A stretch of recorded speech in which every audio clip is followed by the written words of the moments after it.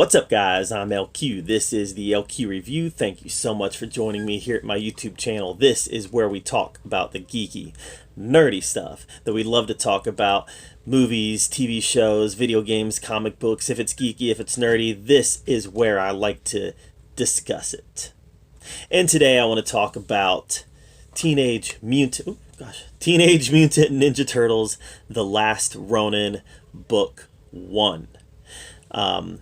I'm a big Ninja Turtle fan. I grew up watching the original cartoon, reading a lot of the original comics, reading the Archie comics, watching the original movies. The 1990 movie it's one of my favorite movies of all time.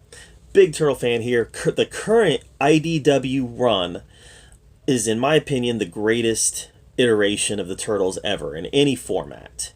Be it movies, cartoons, whatever it might be, that IDW run that they're in right now, and I forget what issue they're on. Seems like we're on like issue 111 or something like that. But the current issue that they're in is the greatest, or the current comic they're in is the greatest iteration of the Turtles ever. Just a wonderful story, great character development, incorporating all the Turtles characters in new fun ways, several spin-offs that really make sense and enhance the story. Obviously, The Last Ronin is an IDW comic, but it's somewhat of an Elseworlds comic, where it's a alternate timeline storyline. So I'm going to talk about the story.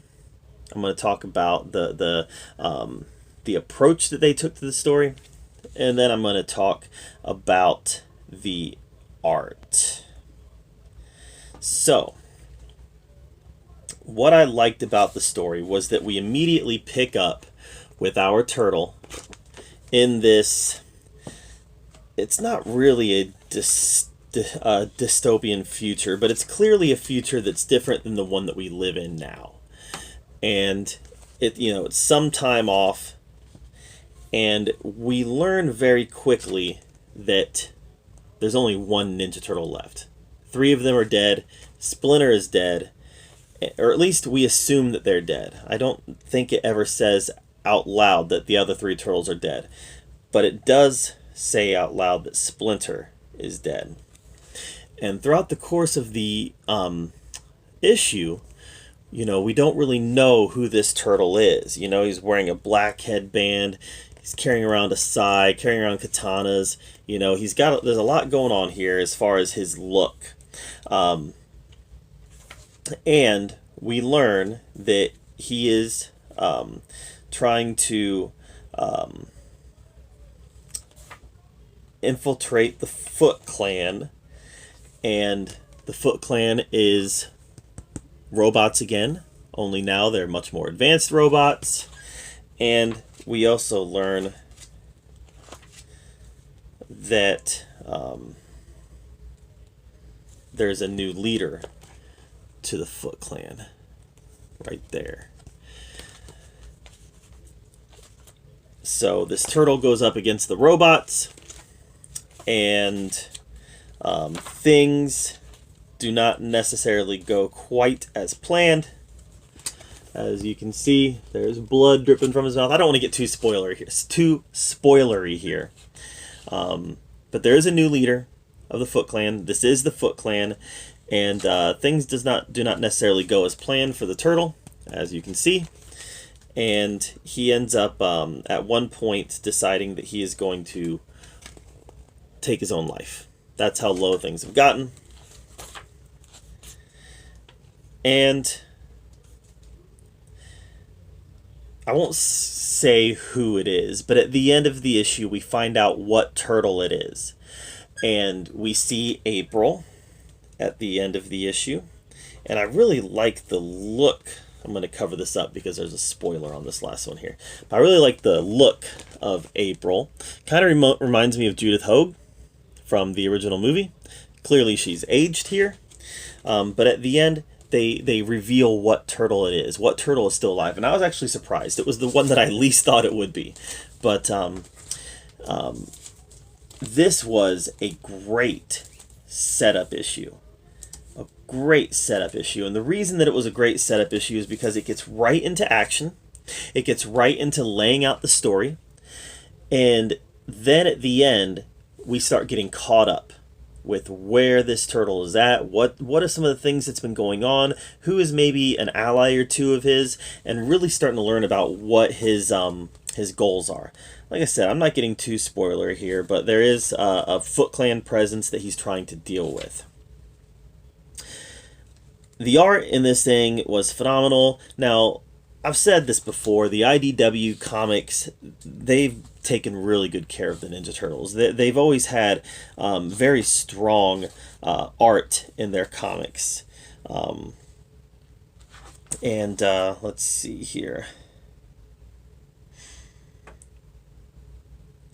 Yeah, there's like 4 different covers to this, but I really love this cover right here. This is the primary, the cover A.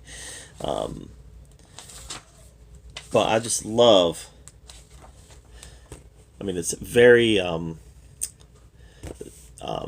what's the word? Atmospheric. Very atmospheric. You can just feel what's happening here.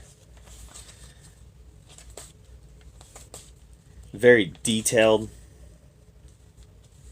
Here you can see all the details that they put into his costume. And, yeah, I really, like I said, it is a future. You got flying police cars. But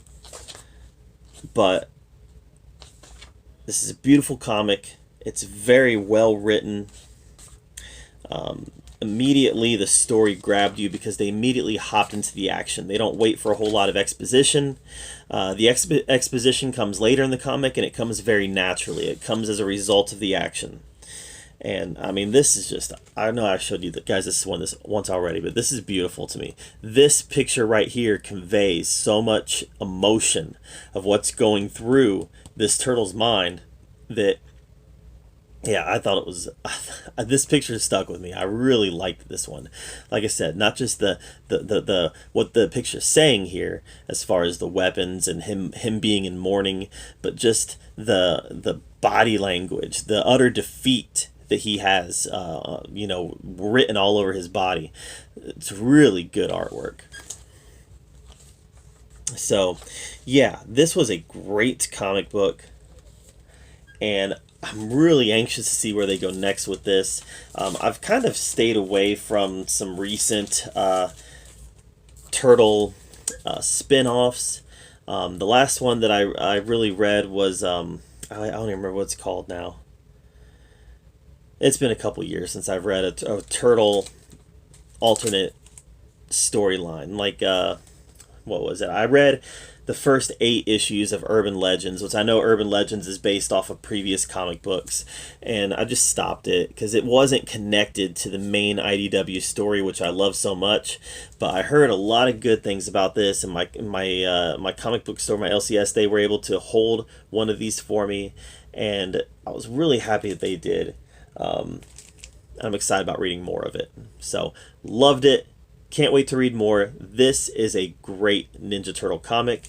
But what did you think of Teenage Mutant Ninja Turtles: The Last Ronin Book 1? Let me know in the comments down below. I think most people really enjoyed this. But maybe you didn't. That's fine. Let me know in the comments down below what you thought of it. And make sure you subscribe to my channel. And as always, thank you so much for joining me right here at the LQ Review, where we get to talk about all the geeky, nerdy stuff that we love to talk about. Until next time, we'll see you later.